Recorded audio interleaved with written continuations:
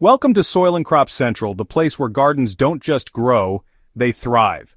If your soil feels tired, your plants look pale, or your yields just aren't what they used to be, you're likely missing one powerful ingredient: humus. In today's guide, we're not talking theory. This is the real, science-backed path to building rich, fertile, life-filled soil from the ground up. So grab your gloves, and let's dig into the black gold that transforms gardens from struggling to stunning. What is humus and why it transforms everything? Humus is the final stable form of organic matter after decomposition has run its course. It's that deep, dark, crumbly material you'll find in forest floors or well-managed compost piles, and it plays a vital role in soil fertility.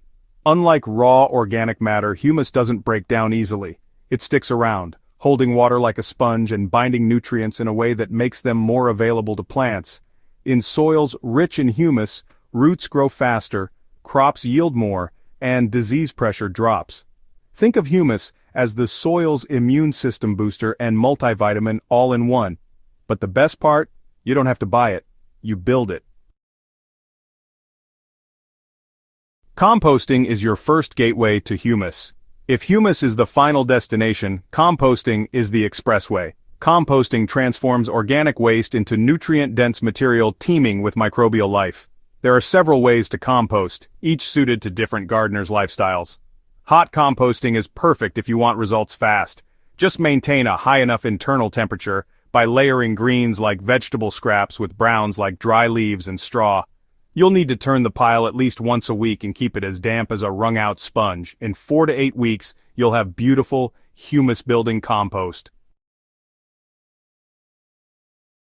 If time isn't a constraint, cold composting requires less effort. Just toss in your materials and let nature take its course over several months. Then there's vermicomposting, the worm-powered method. Red wigglers can process kitchen scraps in small bins, producing castings that are incredibly rich in humic substances. Each method, when done correctly, leads to a compost product that feeds microbes and adds the complex organic molecules your soil needs to develop humus. For the perfect mix, keep your carbon-to-nitrogen ratio close to 30:1. That's about 3 parts dry brown material, like shredded newspaper or dry leaves, to 1 part green like fruit peels or fresh grass clippings. Always check the moisture. You want it not too soggy, not too dry. If your pile smells, it's likely too wet or has too many greens. Just add more browns, fluff it up, and you're back on track. Even if your garden's already growing, you can still enhance its humus content. One of the best ways is through cover cropping. By planting fast-growing species like clover, rye, or buckwheat between harvests, you not only protect the soil surface but also feed it. When you cut down and mulch these plants, their roots and biomass turn into organic matter. As soil organisms break it down, humus starts to form. It's a regenerative process that, honestly, just gets better with time. No-till gardening is another powerful practice. Every time we till the soil, we disturb the delicate balance of microbial life and burn through organic matter that could have turned into humus. Instead, leave plant roots in place, add organic layers above the surface, and let earthworms and fungi do the mixing for you. This soil-first philosophy results in a healthier structure, better aeration, and consistent humus formation.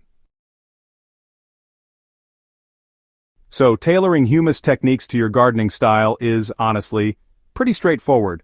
No matter how or where you grow, humus can be built into your system. If you're working with containers, switch to potting mixes with at least 30% finished compost.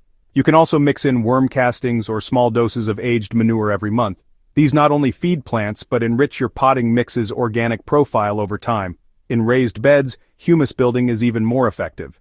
Because you control the soil blend, you can layer in compost, rotted leaves, straw, and manure from the very start.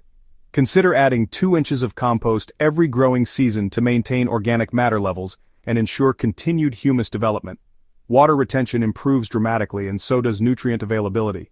For those using traditional garden beds, the trio of no-till, cover cropping, and top-dressed compost works wonders.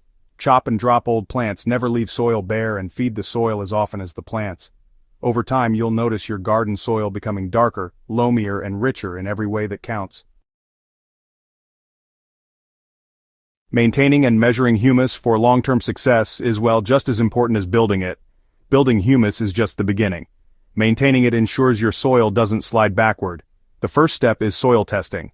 Check your garden's organic matter percentage every season or two.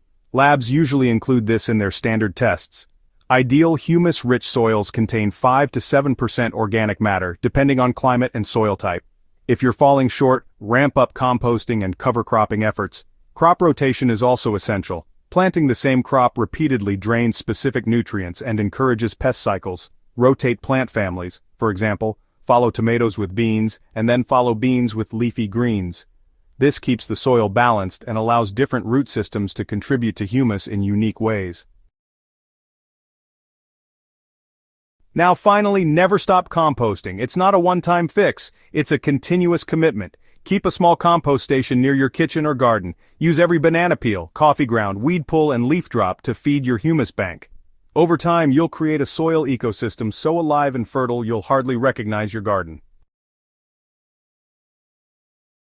If you're making compost tea to encourage microbial growth and improve humus activity, here's a simple, proven recipe. Add 1 cup of finished compost to 1 gallon, that's about 3.8 liters, of dechlorinated water. Stir vigorously or bubble with an aquarium pump for 24 hours. Apply directly to soil within 6 hours for best results. This feeds microbes and helps accelerate the transformation of organic matter into humus. Humus isn't just something you add, it's something you build, season by season. And the good news is, every peel, leaf, and stem you return to the earth brings you one step closer. Here at Soil and Crop Central, we believe that once you start feeding the soil will feed you back in abundance. Keep learning, keep growing, and remember, your garden's potential starts underground.